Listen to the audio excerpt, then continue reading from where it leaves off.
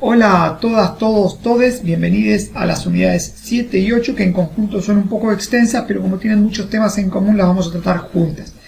En esta clase vamos a ver las zonas sismotectónicas y los mapas de zonificación, vamos a hablar sobre la productividad y la atenuación sísmica, los conceptos de riesgo y peligrosidad sísmica, nos vamos a referir a las estructuras sismoresistentes y a la norma sismoresistente, los factores de amplificación, la conciencia sísmica y la sismicidad inducida.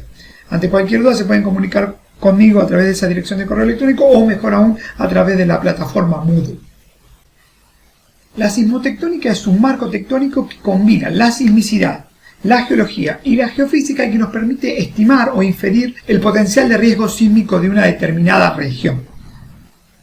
Una región dada se puede dividir en diferentes zonas sismotectónicas que tienen en cuenta propiedades sismotectónicas, las cuales están representadas por las magnitudes máximas registradas, la tasa de ocurrencia de esos terremotos, las posibles máximas aceleraciones del terreno y la estructura de la corteza. Y cada provincia sismotectónica se puede definir por sus propiedades únicas de sismicidad y ambientes tectónicos. Las zonas sismotectónicas más activas generalmente se corresponden con los límites convergentes. Y acá podemos ver una transecta que muestra la actividad sísmica entre enero del 2002 y febrero del 2003 en relación con el plano de Benioff y a las profundidades focales. Y fíjense que en ese corto intervalo de tiempo, el enorme número de sismos registrados. El INPRES, que es el Instituto Nacional de Prevención Sísmica, posee alrededor de 45 estaciones sismológicas. Además, el INPRES posee una red nacional con 143 acelerógrafos que, sumadas a las estaciones sísmicas de países limítrofes, especialmente las que están ubicadas en Chile, podemos asumir que las zonas consideradas sismotectónicamente activas de la Argentina poseen una cobertura aceptable. En esta imagen se pueden observar los terremotos históricos de intensidad de entre 6 y 9 en escala de Mercalli que se han dado entre 1692 y 2015. Y también podemos observar cómo estos eventos se encuentran concentrados en el centro-oeste de nuestro país y que además existe una segmentación norte-sur en la ocurrencia de estos eventos. En esta imagen podemos ver la sismicidad histórica de Argentina que incluye además países limítrofes. Y se representan aproximadamente 40.000 sismos de magnitud igual o superior a 3 en magnitud local, entre 1980 y 2011.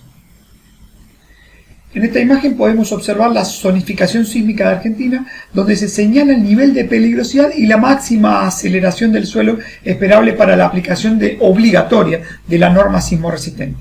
Y si prestamos atención, es importante tener en cuenta que, considerando un valor de 0.06 G como inicio de la peligrosidad, aproximadamente un 50% de nuestro país requeriría considerar la norma de construcción sismorresistente para edificar.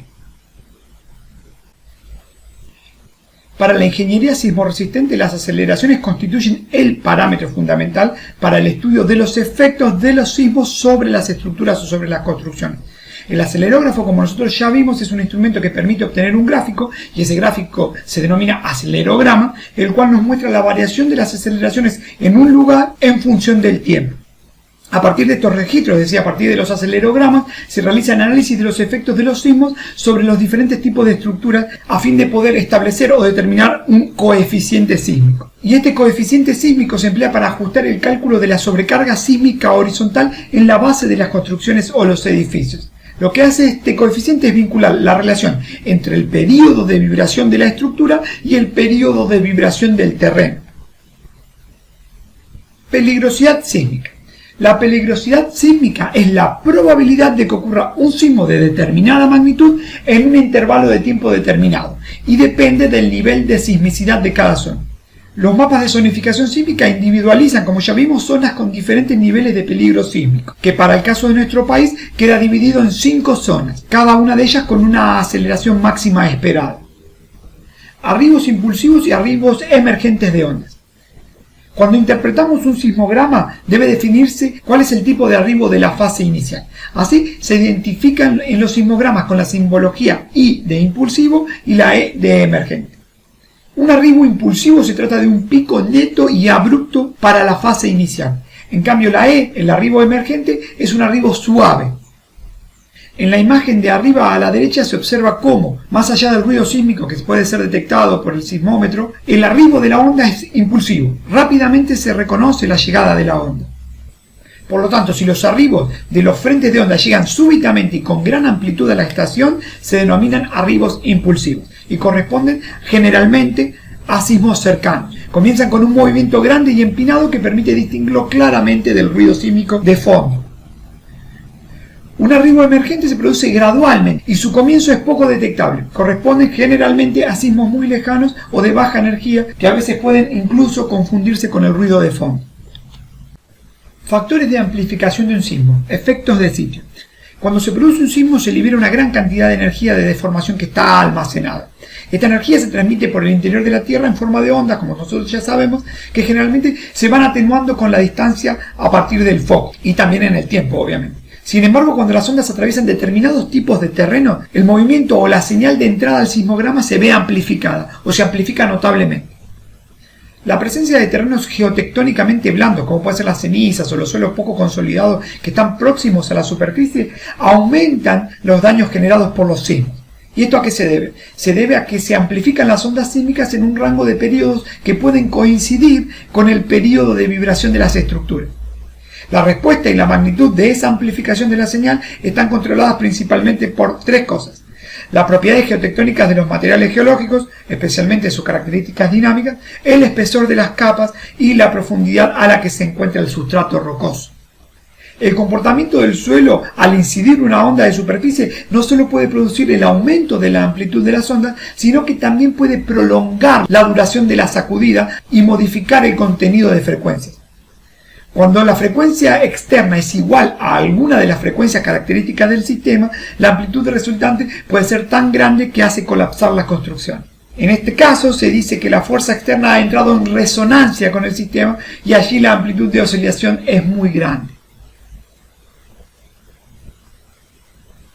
Entre los principales factores que influyen sobre el aumento de la amplitud de la onda sísmica de entrada se destacan la litología, las características de las estructuras, la topografía de la región, la profundidad del nivel freático y la cercanía de la fuente productora del movimiento.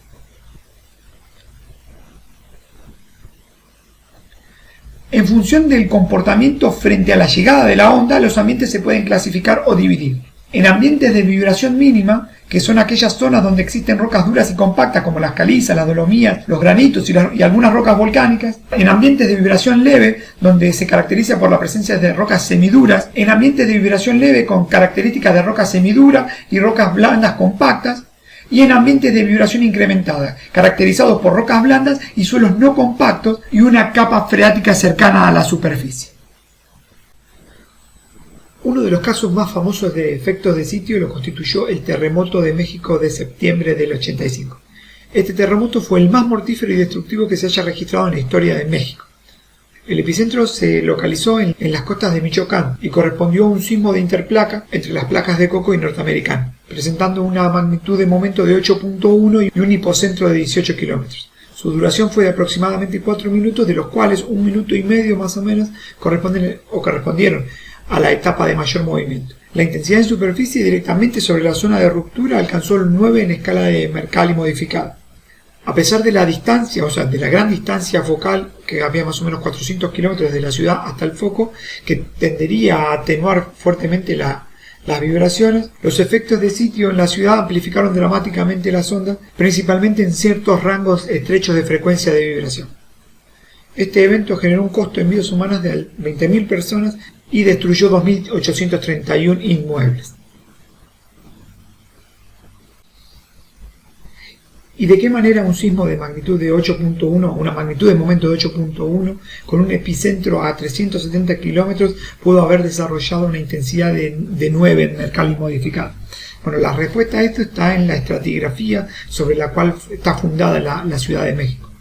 La Ciudad de México originalmente estaba emplazada dentro del lago Texcoco. El lago Texcoco constituía un sistema lacustre que comenzó su proceso de secado de manera más o menos sincrónica con el arribo de los españoles a América. Por esta razón, la fundación de la ciudad está hecha sobre sedimentos de origen lacustre, los cuales generaron que la intensidad de la zona llegara a triplicarse. En esta imagen podemos ver 4 registros de acelerogramas tomados en la Ciudad de México para el sismo de septiembre del 85. En las estaciones de la Universidad de México, la zona de Viveros, Central de Abasto y la Secretaría de Comunicación y Transporte. Fíjense cómo las aceleraciones registradas en roca dura, digamos sobre basamento, fueron relativamente bajas. y aquellas aceleraciones registradas en las zonas de ciudad que estaban fundadas sobre sedimentos lacustres, se ve una vibración o se registran aceleraciones incrementadas. Para que tengan una idea, esa barrita vertical que se ve acá significa que la aceleración es 2 metros por segundo al cuadrado. Bien. Entonces esta zona, esta región del acelerograma de la Secretaría de Comunicación y Transporte registró aceleraciones de 2 metros sobre segundo al cuadrado. Quizás les resulte interesante buscar la localización de estas estaciones y poder quizás reconstruir la paleogeografía del lago de Texcoco. Bueno, esto es todo para las unidades 7 y 8, es un resumen de lo que van a encontrar en los apuntes. Estas unidades las vemos juntas por una cuestión de tiempo este año. Esperamos que se haya entendido. Cualquier cosa que necesiten, no duden en comunicarse con la cátedra. Gracias.